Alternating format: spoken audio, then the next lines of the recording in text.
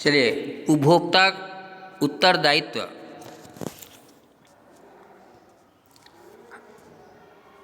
आज समाज का प्रत्येक व्यक्ति किसी न किसी रूप में उपभोक्ता है, अर्थात कोई न कोई वस्तु उपयोग करने के लिए खरीदता है। प्रत्येक उपभोक्ता किसी न किसी समाज का सदस्य है। व्यक्ति जब समूह में रहता है तब वह समाज का एक सदस्य रहता है, किंतु वही व्यक्ति जब किसी वस्तु को क्रय करके उसका उपभोग करता है तो वह उपभोक्ता कहा जाता है। उपभोक्ता की समस्त गतिविधियां सामाजिक स्तर की होती है। यहाँ उपभोक्ता का आशय केवल वस्तुओं के उपभोग से न होकर सेवाओं से भी, जिसमें व्यक्ति संतुष्ट होता है। जैसे डॉक्टर के इलाज के लिए जा रहे हैं तो डॉक्टर की सेवा को भी उपभोग की वस्तु सेवा माना गया है ना। ट्यूशन पढ़ रहे हैं तो ट्यूशन में टीचर की जो हम ट्यूशन फीस देकर टीचर से पढ़ते हैं तो टीचर के द्वारा मिली गई सेवा को भी हम सेवा मानते हैं, और उनकी सेवा से हमको संतुष्ट होंगे तब तो ठीक है। नहीं संतुष्ट हो सकते हैं तो उसके विरुद्ध हम दावा भी कर सकते हैं, ऐसा है। तो चलिए आगे बढ़ते हैं। पिछले कुछ दशकों से उपभोक्ता उत्तरदायित्व के प्रति सरकार, गैर सरकारी या ऐच्छिक संगठन, व्यापारिक वर्ग काफ़ी आकर्षित हुआ है। उन्होंने उपभोक्ता के उत्तरदायित्वों के प्रति अपनी गहरी रुचि प्रदर्शित की है। इसका एक प्रमुख कारण यह भी है कि विगत कुछ वर्षों से व्यवसाय के क्षेत्र में पेशेवर प्रबंधकों द्वारा प्रबंध करना, योग्य एवं सामाजिक व्यक्तियों के द्वारा व्यवसाय की बागडोर संभालना तथा सरकारी हस्तक्षेप कुछ बढ़ गया है। इससे व्यवसाय को अपने उत्तरदायित्व भुलाना मुश्किल हो रहा है। उपभोक्ता के प्रति व्यवसाय का क्या उत्तरदायित्व है, तो ये पढ़ते हैं। अगला,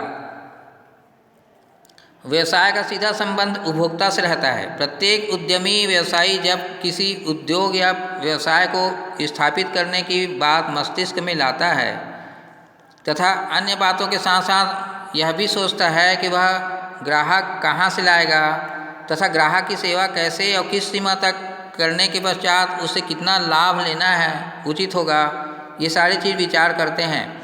आधुनिक विपणन व्यवस्था में बाजार ग्राहकोन्मुख होता है, अर्थात ग्राहक के अनुसार ही चलते हैं।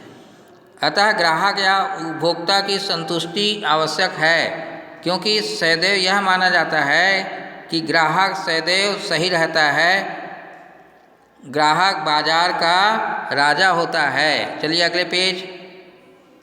ये अगला पेज है 362। Consumer is king of market. ग्राहक बाजार का राजा होता है। इन सभी के कारण व्यवसाय का उद्देश्य प्रथम सेवा करना और फिर लाभ प्राप्त करना, इस सिद्धांत पर आधारित हो गया है। प्रथम सेवा फिर लाभ प्राप्त करना, है ना।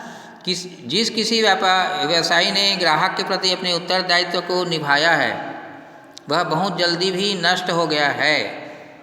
जिस किसी व्यवसायी ने ग्राहक के प्रति अपने उत्तरदायित्व को नहीं निभाया है तो वह बहुत जल्दी नष्ट हो गया है। अतः एक व्यवसायी को यह वस्तु बेचना चाहिए जो ग्राहकों की सेवा करती हो, न कि शोषण।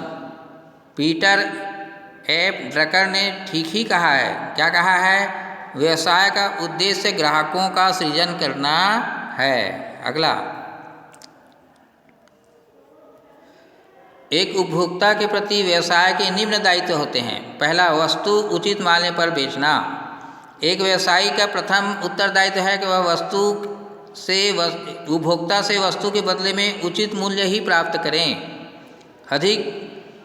क्योंकि उपभोक्ता से कपट और धोखा, बेईमानी केवल एक बार ही की जा सकती है, दूसरी बार तो वह ग्राहक आपके पास आएगा ही नहीं, है ना। स्वाभाविक है कि ऐसा करने से व्यवसाय का अस्तित्व नष्ट हो जाएगा, और अतः उपभोक्ता से सदैव उचित मूल्य पर ही वस्तु बेचना चाहिए। अगला है श्रेष्ठ वस्तुओं का विक्रय। अच्छी वस्तुओं के उपभोग से उपभोक्ता फिर और समाज का स्तर ऊंचा उठता है। अच्छी वस्तुओं के उपभोग से अच्छी भावनाएं विकसित होती है कि अतः विक्रेताओं का यह दायित्व बनता है कि वे सदैव श्रेष्ठ किस्म की वस्तुओं का ही विक्रय करें। इससे व्यवसाय की ख्याति भी बढ़ जाती है। अगला, उपभोक्ता शिकायतों को दूर करना। तीसरा, उपभोक्ता की शिकायतों को सदैव मार्गदर्शक के रूप में लेते हुए शिकायतों को दूर करने का प्रयास करना चाहिए। व्यवसायी का उत्तरदायित्व है कि वह उपभोक्ता संतुष्टि कस्टमर सेटिस्फैक्शन को ध्यान में रखे और शिकायत को तत्काल दूर करे।